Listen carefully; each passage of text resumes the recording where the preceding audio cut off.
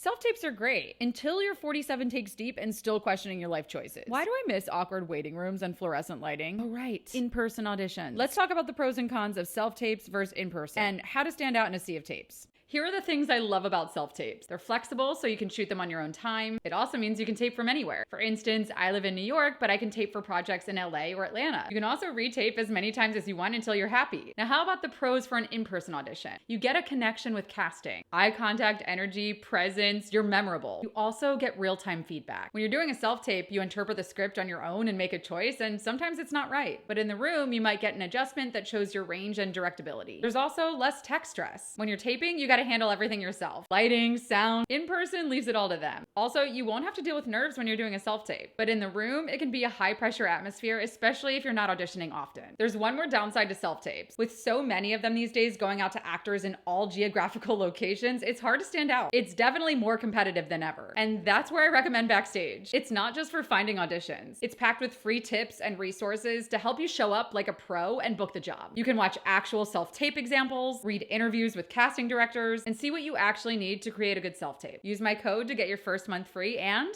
break a leg.